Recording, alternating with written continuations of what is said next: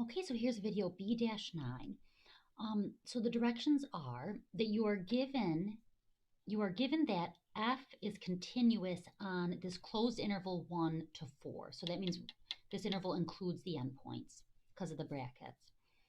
So you're given that along with the table of values below. So we've got this table of values.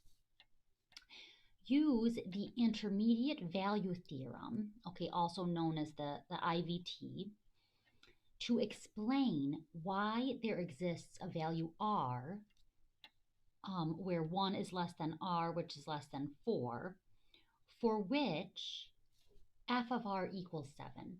So guys, this lesson is on something called the intermediate value theorem. And it's just a theorem that allows us to explain why a function achieves a certain value on a certain interval. Okay. And we usually use this when we don't know what the function is itself. We just know some values of the function, and we know that the interval, we know that it's continuous on the interval that they want us to show the function achieves a value on. Okay, so what you want to do, all right, so this part I won't give you, but I just wanted to speed up the video, so I did it. So you're going to be given like a table of values. So we know that for these inputs, 1, 2, 3, and 4, f has these outputs. So f of 1 is 5, f of 2 is -2, etc. And then you should take the points that you're given and just just plot them on a nice, clear looking sketch. And here is the thing, guys. We know that f is continuous from 1 to 4. Oh, and actually, let me label this now. So this is 1. So this right up here, this y value here, 5, is f of 1. And then I'll do the other endpoint. So I'm labeling the endpoints, the outputs at the endpoints. So this is, so this is f of 4. That's f of 1, and this is f of 4. Okay, you'll see why that's important later.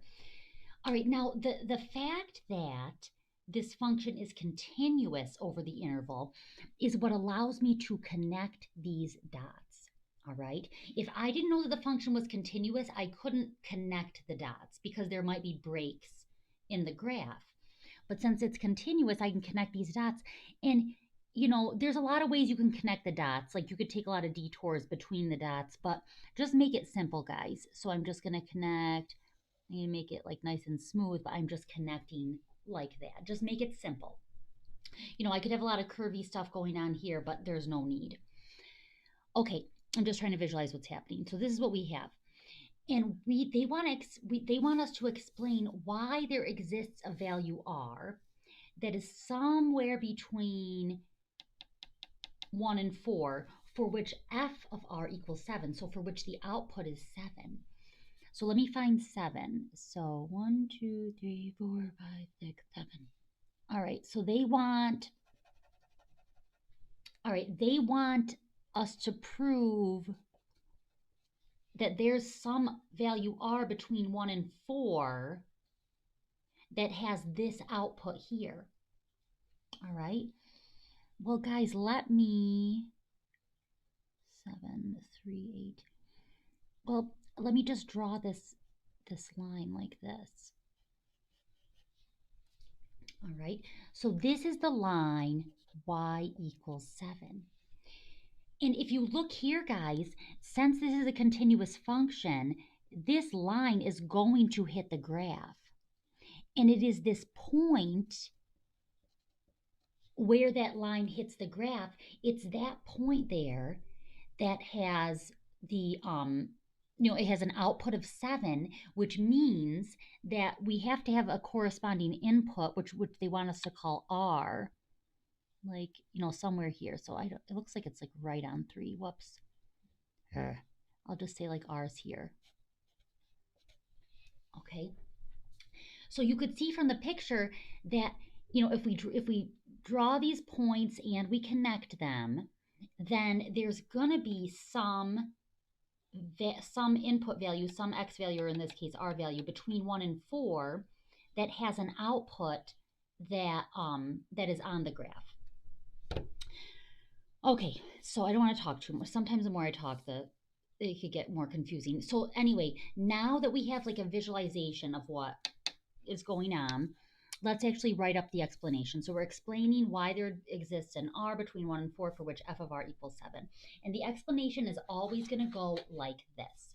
All right, so first I'm going to state the function values at the endpoints of this interval. So I'll be like, so I'll say f of 1 equals 5, f of 4 equals 10,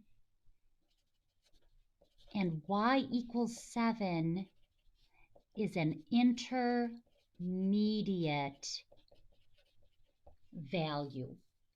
So I used to say, f of 1 is 5, f of 4 is 10, and y equals 7 is between 5 and 10. But another way of saying it is what I'm saying here. And I think if we say it this way, it'll help us remember the name of the theorem. So intermediate means between. So f of 1 is 5, f of 4 is 10. Those are the endpoints, 1 and 4. And y equals 7 is an intermediate value. All right, now what allowed us to connect those dots, guys? Because if we can't connect the dots, then we can't say for sure that this line y equals 7 intersects the graph. We can't say that for sure because there could be a hole here or a gap or something. So it's the fact that this is continuous. So now we got to bring in continuity. So I'll say now, since f is continuous on this closed interval 1 to 4 by the intermediate value theorem, so by the IVT, there must exist, I'm trying to do this exactly as I did last year. So I'm looking at my notes from last year. There must exist, by the IVT, there must exist a value r for which, so there must exist a value r between 1 and 4. So 1 is less than r is less than 4, for which f of r equals, oh, so you couldn't even see that, sorry. All right, now let me read it nicely.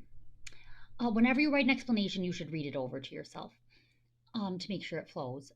So f of 1 equals 5, f of 4 equals 10, and y equals 7 is an intermediate value.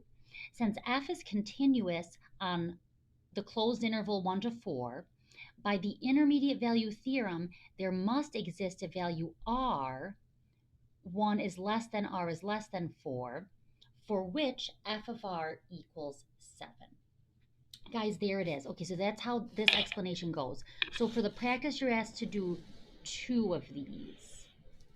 All right, and then we're going to do more. This is our last topic of the cycle. So the rest of our phases are just going to be us trying to, really understand this theorem and how to use it. All right, I'll talk to you later.